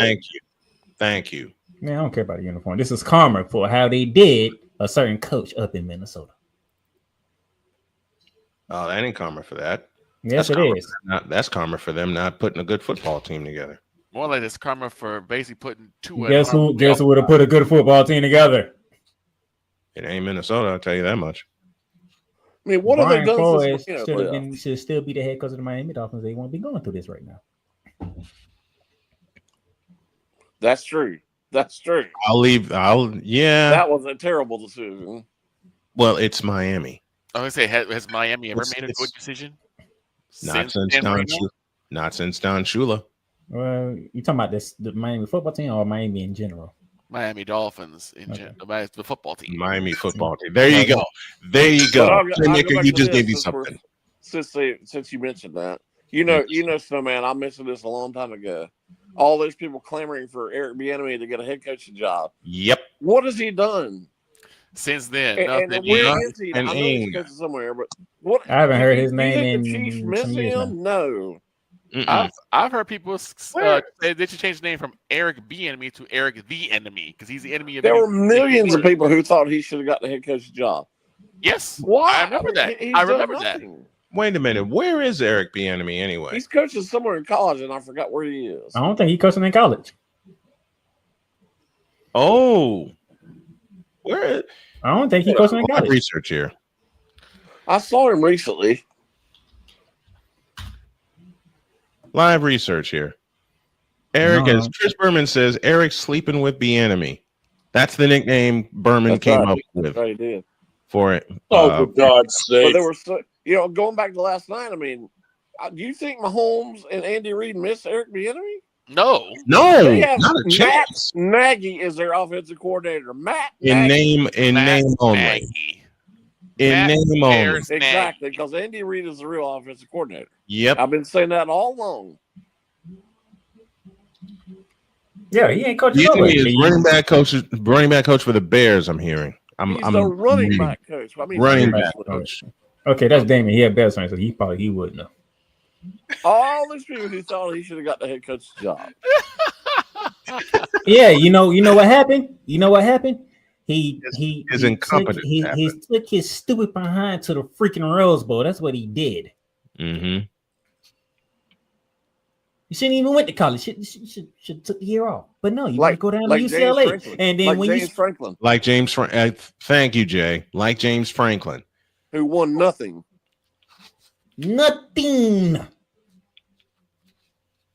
And he's walking away with $49 million. Mm-hmm. Kudos to him, and kudos to Penn State. Say, you know what? We ran this for as long as it could. We need to go somewhere else. But Penn State and we're staying with Miami on this particular hot seat. What would it take, Jay, for the Dolphins to turn it around? I've asked this about many other teams. What would it take for the Dolphins to turn it around? Where do they need to start and blowing this up? I think they're almost. I know they're kind of middling, but they're almost to the point where they just need to start from scratch. I say where the Cowboys start their ownership. Well, yeah, like I said earlier, Stephen Ross is a big part of the problem. Mm-hmm. Exactly. Oh yeah. I hate to be petty, but I need to get my petty shot in. Oh boy. Hey, Stephen Ross, how you like Justin Herbert now? They're just wasting Justin Herbert. Oh, that's great. No, Stephen Ross wanted Tua. They wanted Tua, but Justin Herbert, and Justin Herbert just went down there and came out with a dub. A walk-off dub at that. And here's the thing, though, is like again, the Dolphins for some reason they just are adverse to putting anything around Tua that would help him not take heat, not take damage. They got some talent, but they got weapons. I'm not talking about. I'm talking about protections. They don't have. Jay, you've heard me say this so many times over. Gentlemen, you've heard me say this. What's the one thing the Dolphins are missing around Tua? O-line. A line. Well, that's something Stephen Ross didn't care about. He cared about star power. Exactly. Sound familiar? Yeah, and now Tyreek Hill is down with a busted up leg for the rest of the year. They were talking about trading him. Well, obviously he's not getting traded now. Obviously not. Nope. No, they're actually looking at releasing him after the end of the year. They were all kind of rumors, 3 or 4 weeks ago. They were going to trade him to Kansas City. Well, obviously that's not going to change now. It's happened now. No, it's not. It's not. And all those people that said that Kansas City was dead, how'd that look after last night? Are those the same people that won't Bill Belichick out of North Carolina after 7 games? Listen, yes. I know there are people whining and complaining up here about they need to pull the plunger now. Mm-hmm. But just let it sit for a little while. Let it play out. Let it play out. Let him recruit his team. They do him like this. They're tired of hearing about it's a basketball school. It's not going to work. It's a diamond in the rough. Trust me. If they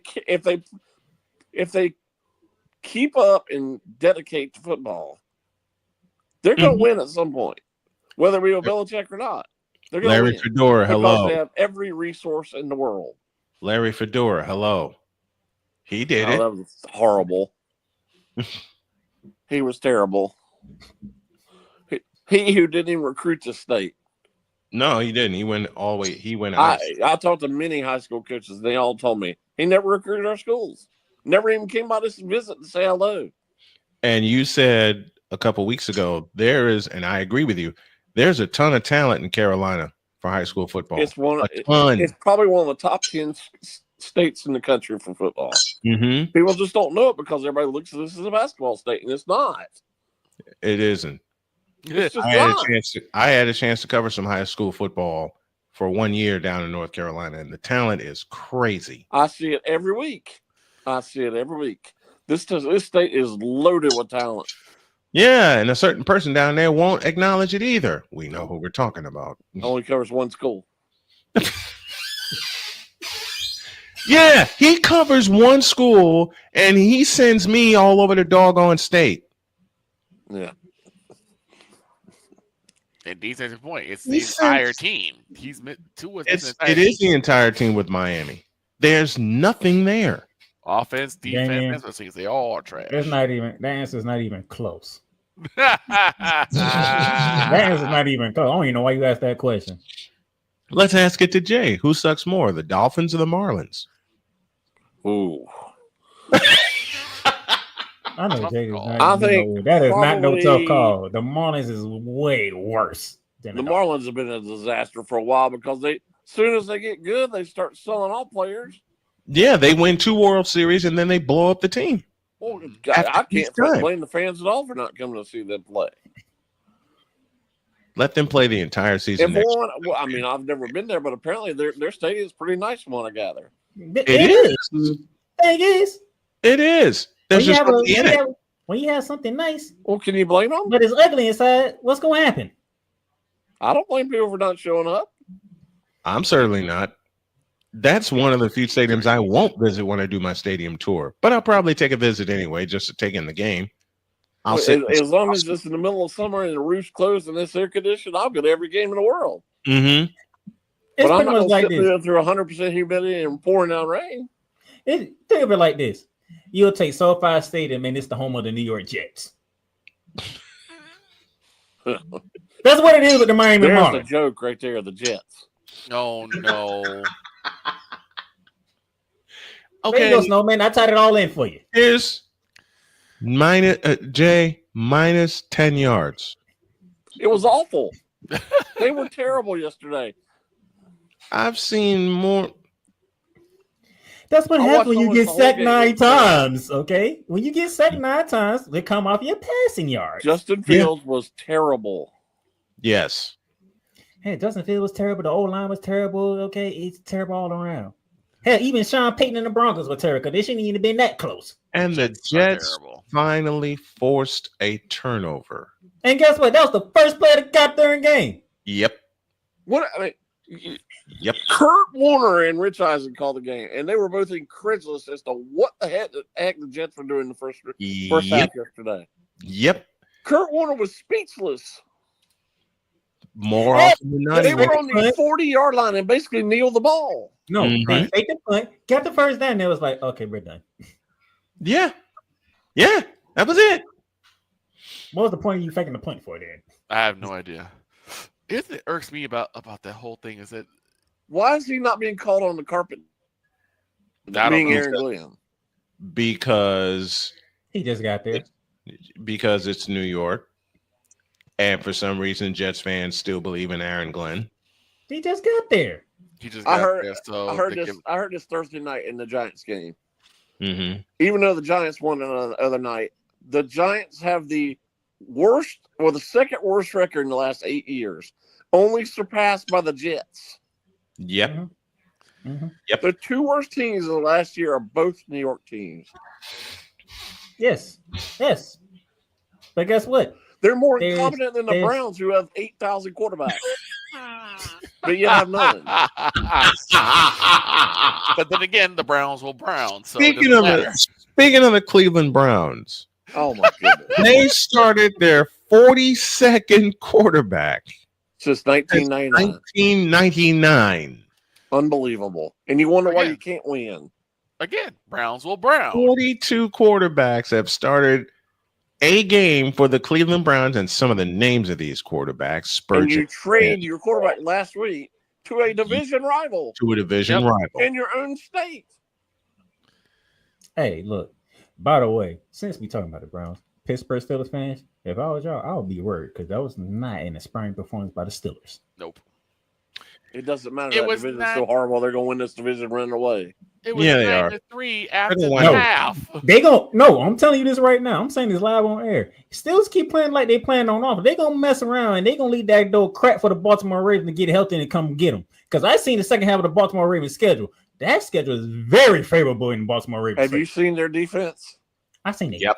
I seen it defense. But There you go. So, but the Pittsburgh Steelers offense is not closing the door. Is my issue. Can we? I mean this jokingly, and I know it can't happen. I know it won't happen. But can we just throw that division away? No, you cannot. it's usually been over the last couple of years. It's been pretty good, but Not this so many year. injuries by the Bengals and Ravens. Mm-hmm. Well, the Browns. That's the only reason why Pittsburgh is out to this good start. But It doesn't. The Browns suck. Quarterback. Browns completely suck. But then Cincinnati, they don't have Joe Burrow. The Steelers quarterback is Aaron Rodgers. I don't understand why the Bengals just didn't go out and try to get like Kirk Cousins or even Russell Wilson, but they won't do it because they're the Bengals. Won't do it. They went and got Joe. You want to talk about a team that's in Shut up, Victor. You want to talk about a team that's incompetent. I submit to you, Jay Spivey, the Cincinnati Bengals. Very incompetent. The Bengals, which are starting to bungle things. I submit to you guys a team of incompetent in the Cincinnati Bengals. The Cincinnati Bengals are starting to become the Cleveland Browns of Cincinnati.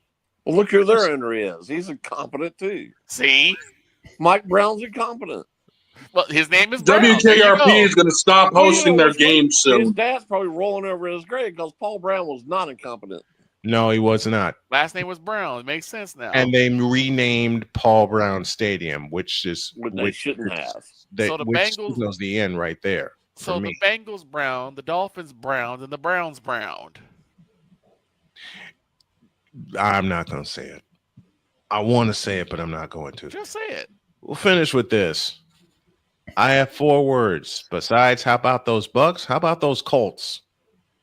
Well, all those people that you almost blew it. We should have blown it. Honestly, all those people who buried Daniel Jones. How's that looking now? Right. Maybe it's because he played for the Giants. I'm gonna say. I looked at that guy and said, "Oh, Kyler Murray ain't playing. Oh Lord, Arizona's not going to pick up." You know what? All of a sudden, overlooked Jacoby Brissett. I said it during the live. I'm glad you mentioned that. I was thinking that yesterday. 3-year-old. We overlooked. Kyler Murray's probably a better player. However, for that team, Jacoby Brissett was the Jacoby. Jacoby Brissett's the better quarterback because Kyler runs all the time. He doesn't allow his receivers to breathe. I'm going to make a comparison that made Shane spit out his food. Kyler Murray equals Justin Fields. I was going to say the same thing. I was going to say the exact same thing. I got him. Are we interrupting his lunch? I was going to say the exact same thing. Kyler Murray is a lot like Justin Fields. Let's end this show on a good note, okay? I'm sick of it. I just did. No, end this on a good note. I just did. Angel Reese. Congratulations on the victory. God, Angel Reese. You said good note. I ain't done. I had to get that in there. Angel Reese. Because you and Damien want to go back and forth between Kate McClark and Angel Reese. So I have nothing to say. But I'm out of this one. Congratulations to Angel Reese, but Asia Wilson is the GOAT. Yeah. No, she's not. No, she's the GOAT. No. She is I will not of all time. She's not. I will come to a compromise. Not of all time, she's not. I will come to a compromise. One thereof. But the GOAT in women's basketball? No. I ain't sitting on that mountain. You know who I think it is? Well, you better go look in the accolades. You know who I think it is? Accolades be damned. Because for me, the GOAT is Cheryl Miller. She's not for me. She's number 2 for me. Who's number 1 for you, Jay? Taurasi. In fairness to Snow, man, there was no WNBA for Cheryl Miller. Taurasi. Heck no. Taurasi. I'll pick Maya Moore before I pick Taurasi. Taurasi's better than Maya Moore. No, she's not. Taurasi's better than Asia Wilson. And before this argument gets you better stop this blasphemous. You will put respect on Asia Wilson's name. You gonna put respect on Maya Moore's name. I put respect on Maya Moore's name. Maya Moore's better than Asia Wilson. Doggone it. Maya Moore is definitely better than Diane Taurasi. You can. Maya Moore is better than Asia Wilson. No way. We'll leave it there. Jay, thanks for joining us. This is an argument that's going to rage forever. Thank you, Jay, for joining us. We appreciate you. We'll see you next Monday. All right.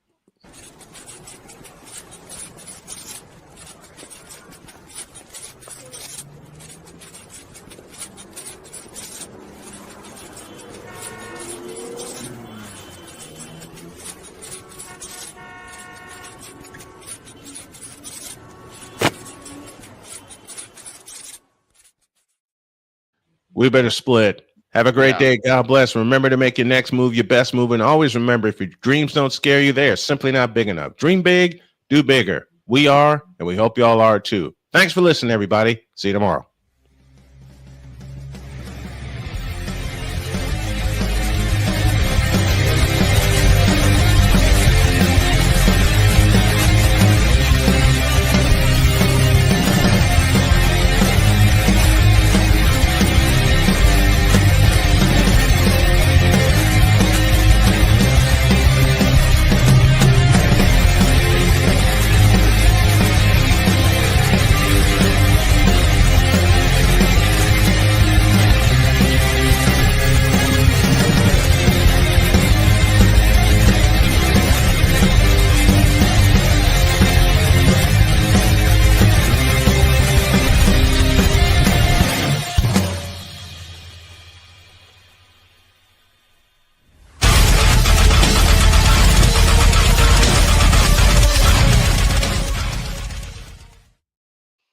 Kyler Murray equals Justin Fields equals Angel Reese equals Angel Wilson equals LeBron James. Solve that equation. See you tomorrow.